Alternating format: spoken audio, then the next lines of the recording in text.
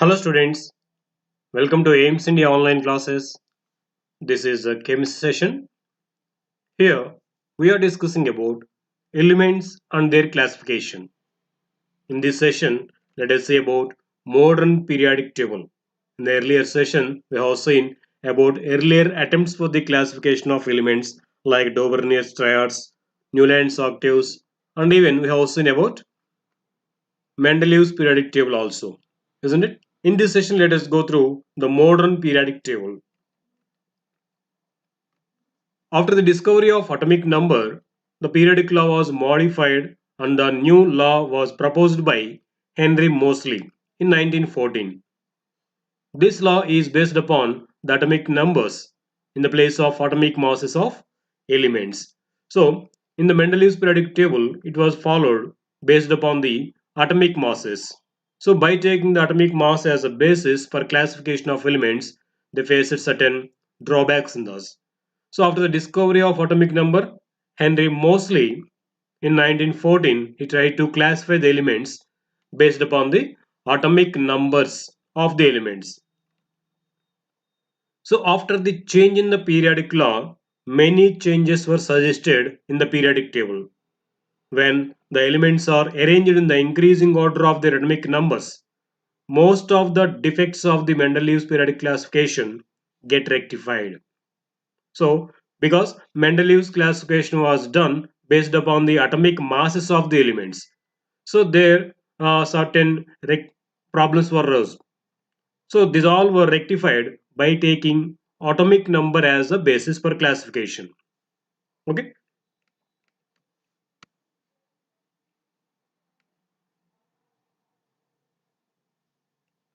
For example, though argon has more atomic weight than potassium, it has lower atomic number by 1 unit compared to potassium. Thus, the problem of anomalous pairs was eliminated. So, we have studied as one of the defects in the Mendeleev's classification is anomalous pairs. It means at certain pairs of elements, Mendeleev did not follow his principle or periodic law. That is, elements are written in the increasing order of their atomic masses. But in case of certain pairs like argon and potassium, he did not follow this principle because these elements are being fit in such one group where all the elements are getting similar properties. So instead of writing potassium, he wrote argon at the starting, which is having greater atomic weight than potassium. We know the atomic mass of argon is 40, whereas that of potassium is of 39. So as per his principle, potassium should be written first. But Mendeleev has written argon before potassium to fit in that column along with the remaining noble gases. So this kind of pairs of elements where Mendeleev's periodic law was not followed are called anomalous pairs. But after the discovery of atomic number and by taking this atomic number as a basis for classification, this problem was eliminated. Why? Because even though here argon is having greater atomic mass, its atomic number is lower than that of potassium. We know the atomic number of argon is 18, isn't it? Whereas that of potassium is 19. So which element is to be written first in the periodic table? Argon. So the problem is over because here the basis taken for the classification is atomic number. As per the atomic number, argon only will come at the first and followed by potassium. In this way, the problem of anomalous pairs was eliminated. Now let us see what is a modern periodic law, how it is changed from the Mendeleev's periodic law. This modern periodic law states that the properties of the elements are periodic functions of their atomic numbers. The modern periodic table is also known as the long form of the periodic table or the extended form of the periodic table. See here what it is stated here. Modern periodic law is stated as the properties of the elements are periodic functions of their atomic numbers. It means when elements are arranged in the increasing order of their atomic numbers, the properties, physical and chemical properties, are being repeated periodically between the elements, among the elements. That is a modern periodic law. So according to this periodic law, elements are arranged in the modern periodic table by Moseley. This modern periodic table is also known as long form of the periodic table because it has around 16 columns. It is long form. It is being very long. That is why it is called long form of the periodic table, and it is also known as extended form of the periodic table. Okay, now let us see here the modern periodic table. It is called modern periodic table or long form of the periodic table because generally if you see here there are 16 vertical columns which we call as groups. But even if you see in the place of this lanthanum 57 to 71 elements, around 15 elements are written at the bottom. So actually these 15 elements from lanthanum to lutetium, these 15 elements should be placed in this empty box. In the same way, in this place, these 15 elements should be arranged. So by keeping these elements also here, this becomes the table with 32 vertical columns.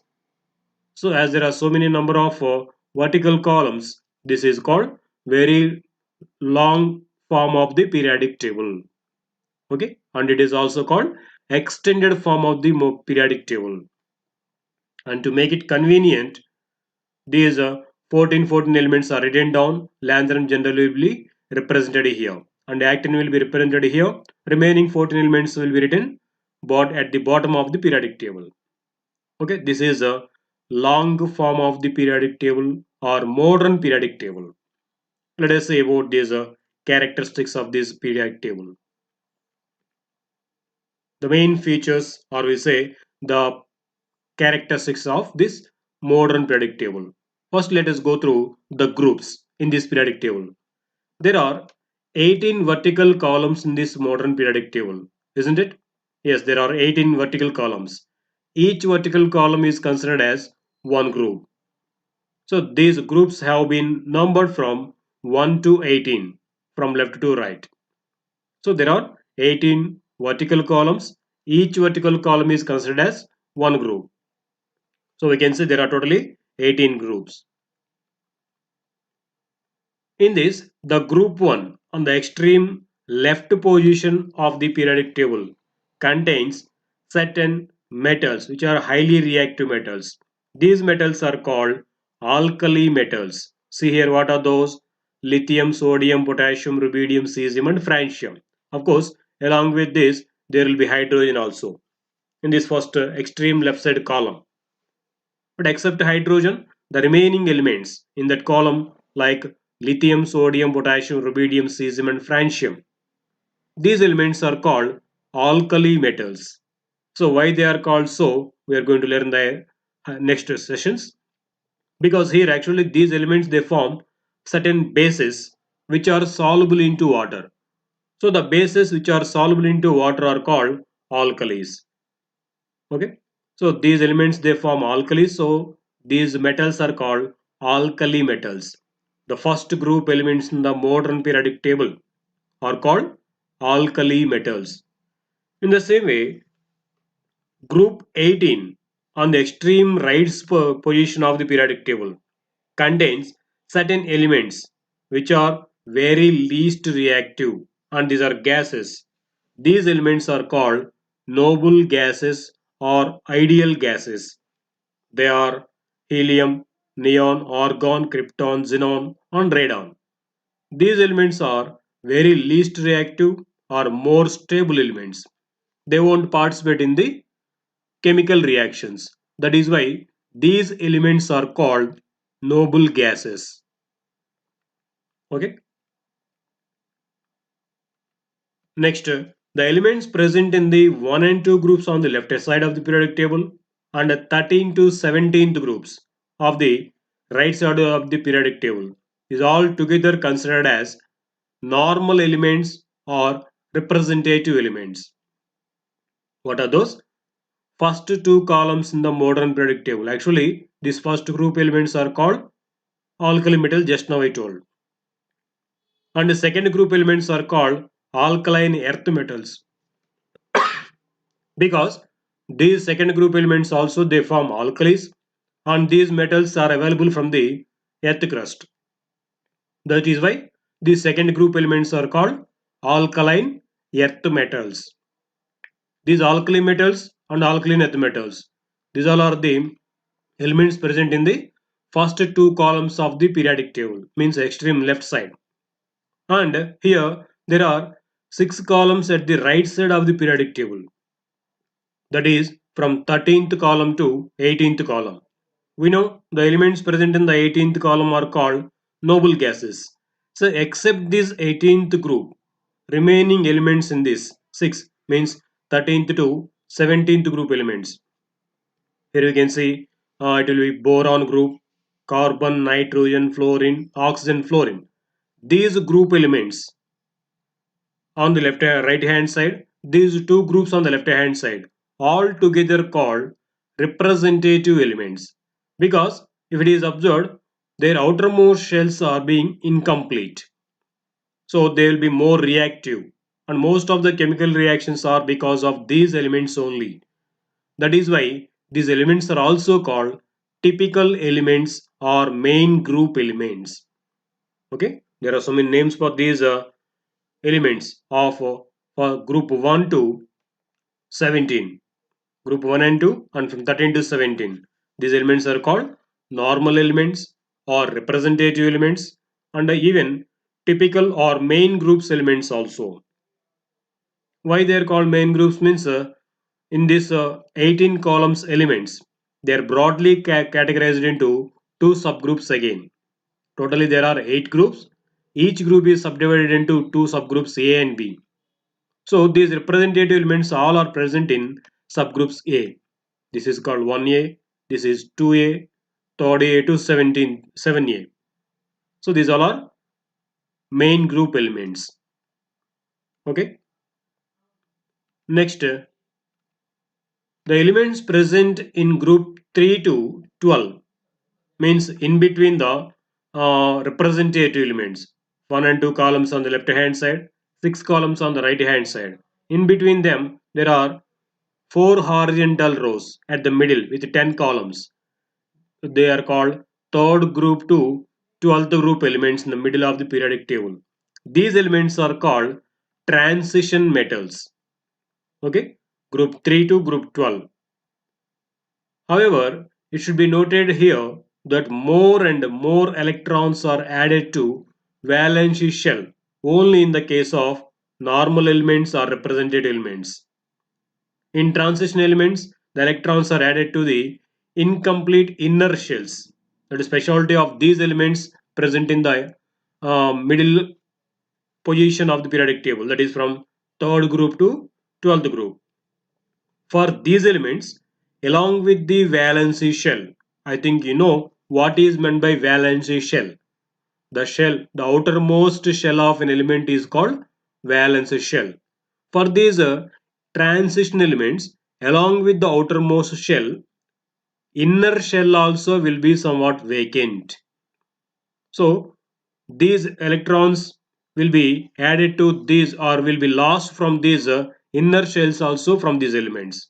Whereas in case of normal elements or representative elements, only outermost shell is being incomplete. So electron transfers or sharings will be done only with the valence shell for those elements.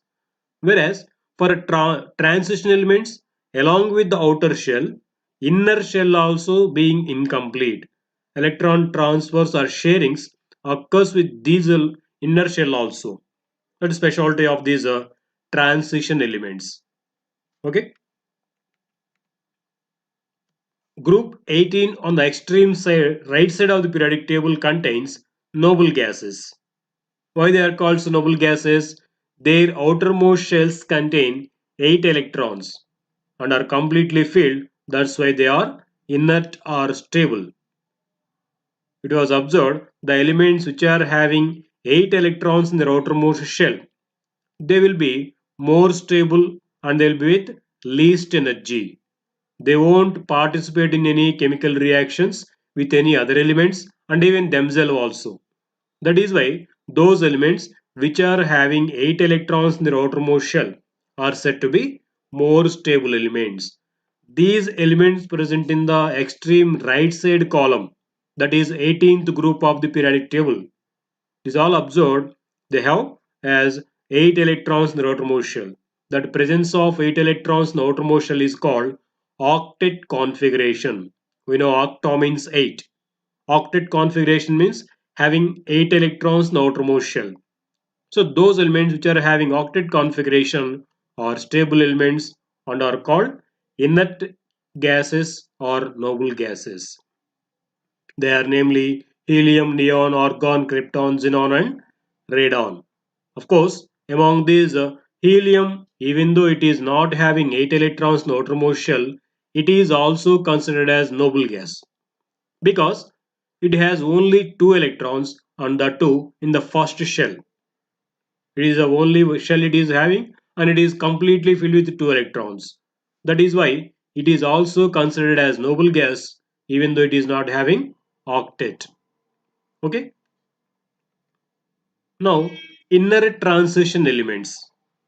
14 elements with atomic numbers 58 to 71, that is from cerium to lutetium, are called lanthanoids because these are the elements followed by lanthanum. Okay, they are called lanthanoids or called, and they are placed along with the element lanthanum with atomic number 57 in the same position because of very close resemblance between them. So in the properties and even size also they are having very close resemblance with the lanthanum. That is why is all 15 elements are placed in the same position, that is in the group 3 sixth period. Okay, that's why these all elements which are followed by lanthanum are called lanthanoids, which are following lanthanum in the modern periodic table are called lanthanoids. Simply to say the elements after lanthanum are called lanthanoids. They are from 58 element, that is cerium to lutetium. Okay, these are lanthanoids. In the same way, however, for the convenience sake, they are shown separately below the main periodic table. Actually, those 15 elements should be placed in the third group, sixth period. But if they are written there, the modern periodic table becomes very lengthy. To make it convenient, the 14 elements from cerium to lutetium are written at the bottom of the periodic table. So their lanthanides are at the bottom of the periodic table. In the same way, 14 more elements with atomic numbers from 90 to 103. They are thorium to lawrencium are called actinoids because these are the elements after actinum in the periodic table. The elements after actinum are called actinoids. They are from thorium to lawrencium. So these are the elements after the actinum with atomic number 89. These all elements are present in the same position, that is in the group 3 seventh period, because of very close resemblance between them in their properties and even in the size. So these are also shown separately below the modern periodic table along with the lanthanoids. So these are written below the lanthanoids. From thorium to lawrencium, they are written down to lanthanoids, which we call as cerium to lutetium, to make the periodic table convenient. Okay. Now let us say about the periods in the periodic table. There are 7 horizontal rows in the periodic table. Each row is called a period. The periods have been numbered from 1 to 7. In each period, a new shell starts filling up with electrons. For example, in the third period, if you see, the third shell starts filling up as we move from left to right. That is, third shell means M shell. So, the elements in the third period will be having their outermost shell as third shell. The first element of this period is sodium. If you see its configuration 2, 8, 1, because its atomic number is 11. So as there are 11 electrons, its configuration will be 2, 8, 1. See, it started with the third shell filling electrons here, isn't it? And it has only one electron in its valence shell, that is third shell. While the last element of this period, that is argon. Argon atomic number is, yes, it is 18. If you see its configuration 2, 8, 8, means it has 8 electrons in its valence shell, that is in the third shell. So in this way, in this period, third shell is being filled from left to right for all the elements. Okay, for the extreme left side element sodium, it has only one electron. As well as if you see here argon, it has 8 electrons in its third shell. Okay, the gradual filling of the third shell can be seen here. See, in this way, the third shell is being filled in the third period elements. Sodium has only one electron in its outermost shell in third shell. Magnesium has 2 electrons. Aluminium 3. If you see for argon, there are 8 electrons in its outermost shell, that is third shell. Okay. The first period in the modern periodic table is known as shortest period of all and contains only two elements. What are those two elements? Hydrogen and helium. As it has only two elements in it, this first period is also called as very short period or shortest period. Whereas the second and third periods are called short periods, which contain 8 elements in each. Okay, second and third periods contain 8 elements in each, so they are called short periods. Fourth and fifth periods are called long periods as they contain 18 elements in each. Okay, fourth and fifth contain 18 elements in each, so they are called long periods. And sixth and seventh periods, they have 32 elements in each, because there in the sixth period we have to include lanthanoids. Already there are 18 elements in the sixth period in the table, and 14 elements written separately at the bottom as lanthanoids. These lanthanoids also belongs to sixth period. Totally they become 32 elements. In the same way, in the seventh period also there are 32 elements, because in the periodic table there are 18 elements in that seventh period, and these 14 actinoids are written at the bottom. These also belong to the same seventh period. Totally 32 elements. So in this way, sixth and seventh periods are having 32 elements in each. So they are called longest periods or very long periods. Okay. Elements 114 flerovium and 116th one levermorium. These two are discovered recently, and the existence of elements 113, 115, 117 and 118 was proved recently here. So the modern periodic table is completely filled with 118 elements.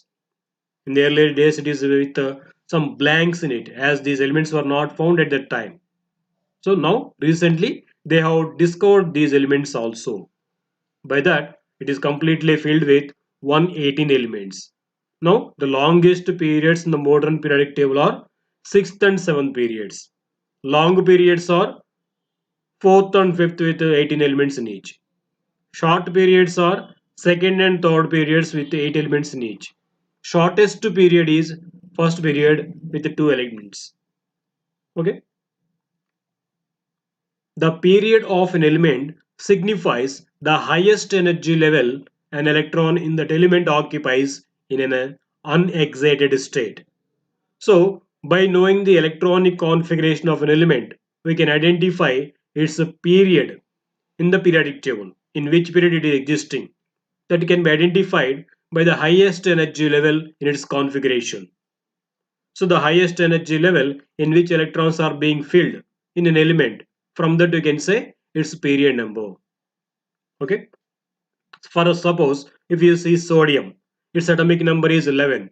Its configuration will be 2, 8, 1. So its valence electron is present in the third shell. Third shell is its highest shell. So this highest shell number gives its period.